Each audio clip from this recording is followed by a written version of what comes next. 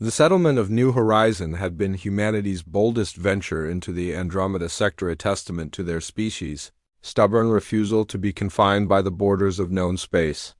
Arya Lorne had volunteered for the colony mission without hesitation, leaving behind the comfort of Earth's orbital stations for the wild unknown of Kepler 442. The planet's twin suns cast an amber glow across endless plains of violet grass, and its indigenous species, the Velkari, watched the human settlers with cautious curiosity.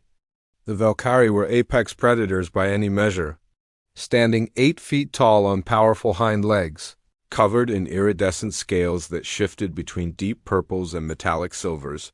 They possessed razor-sharp claws and intelligence that rivaled humanity's own. Their young, however, were another matter, entirely curious, playful, and utterly unaware of their own strength. Arya had been conducting her weekly perimeter survey, a 12-mile trek through the grasslands to monitor seismic activity and catalog geological samples. The other colonists thought she was mad for going alone, but Arya had always preferred solitude. She'd been a solo mountaineer on Earth, a deep-sea explorer in Europa's frozen oceans, and now a frontier surveyor on an alien world. Danger was simply part of the equation. She was 6 miles into her march when she heard the rustle behind her. Before Arya could turn, 60 pounds of scaled muscle launched itself onto her back with all the grace of a missile strike. Her knees buckled momentarily under the impact, but years of carrying heavy packs across treacherous terrain had conditioned her spine and legs. She steadied herself, feeling small claws dig into her thermal suit, not deep enough to penetrate, but enough to establish a firm grip. Arya glanced over her shoulder and found herself face to face with a Velkari cub. Nokar, she'd heard the adult Velkari call him during their occasional visits to the settlement's trade post. His scales were still soft, shimmering with the pale lavender hue of youth. Large amber eyes stared at her with unmistakable mischief, and a long forked tongue flicked out, tasting the air around her helmet. "Well, hello there," Arya muttered, her translator device converting her words into the clicking, harmonic language of the Velkari. "Shouldn't you be with your pack?" Nokar chirped in response, a high-pitched trill that the translation software interpreted as playful excitement. He settled more firmly onto her back, treating her like some sort of mobile jungle gym. Arya considered her options. She could try to pry him off, but Velkari cubs were known to bite when startled, and their saliva contained a mild paralytic.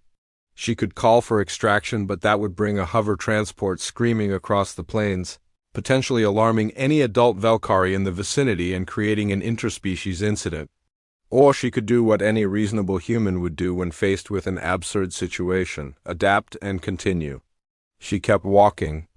The additional weight was significant, but Arya adjusted her gait, leaning slightly forward to compensate. Nokar seemed content with this arrangement, occasionally shifting position but never attempting to climb down. His small claws kneaded against her back in what the xenobiology reports had described as a self-soothing behavior similar to how Earth cats purred. Mile 7 passed. Arya cataloged 3 promising mineral deposits and marked 2 locations for future excavation. Nokar remained firmly attached, occasionally making soft clicking sounds that might have been the Velkari equivalent of humming. By mile 8, Arya noticed the cub's movements becoming slower, more languid. The twin suns had reached their zenith, bathing the landscape in waves of comfortable warmth. Nokar's weight seemed to increase as his muscles relaxed and the rhythmic kneading stopped altogether. "Getting tired up there?" Arya asked, not expecting a response. She received none. The cub had gone completely still except for the gentle rise and fall of his breathing. He was asleep. A human might have stopped, might have carefully lowered the sleeping infant and contacted its parents. But Arya understood something fundamental about survival in harsh environments. Momentum was everything. Stop moving, and you might never start again. Besides, she'd carried heavier loads through worse conditions. A sleeping Velkari cub was nothing compared to the time she'd hauled a malfunctioning oxygen generator across Antarctica. She continued her march, her steps careful and measured to avoid disturbing her passenger. The survey equipment beeped softly as she worked, collecting data on soil composition and atmospheric pressure. Nokar slept through it all, his small body radiating warmth that seeped through Arya's suit. By mile 10, Arya spotted movement on the horizon. 3 adult Valkyrie were approaching at speed, their powerful legs covering ground with terrifying efficiency. She stopped, raising one hand in the universal gesture of peace while keeping the other supporting Nokar's weight on her back. The lead Valkyrie, a massive female with battle scars across her snout, skidded to a halt 15 feet away. Her eyes locked onto the cub, and Arya's translator picked up a series of rapid clicks that roughly translated to concern mixed with ... amusement. "He jumped on me," Arya explained calmly. "I didn't want to disturb him, so I kept walking. He's just sleeping." The female Valkyrie approached slowly, her movements deliberate and non-threatening. She reached out with one massive clawed hand and gently extracted Nokar from Arya's back. The cub mumbled in his sleep but didn't wake, immediately curling against his mother's chest.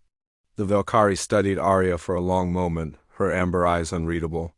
Then she did something unexpected. She pressed her free hand to her chest and bowed her head, a gesture the cultural liaison had identified as deep respect among the Valkyrie people. "You carry young as if stone in mountain," the translator rendered her words. "Not heavy, just part of journey. This is warrior's way." Arya returned the bow. "Where I come from, we have a saying, the show must go on. Or in this case, the march must continue." The Valkyrie made a sound that might have been laughter. "Humans," she said, and the word carried tones of bewilderment and admiration. "You break all patterns. Cub attacks you, you make him comfortable bed. You are small, but weight does not stop you. You are strange people." "Strange," Arya agreed with a small smile, "but persistent." As the Valkyrie family disappeared back across the violet plains, Arya resumed her survey. Her back felt oddly light without Nokar's weight, and she found herself missing the small sounds of his contentment.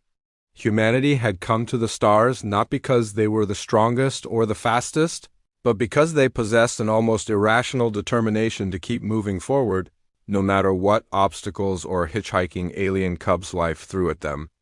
Arya completed her 12-mile circuit on schedule, submitted her reports, and slept soundly that night. The next morning she found a gift outside her habitat, a polished stone carved with Valkyrie symbols that her translator identified as representing endurance, patience, and acceptance. From that day forward, the Valkyrie had a new name for her in their language. It translated simply as "she who carries on." Arya couldn't have asked for a better title.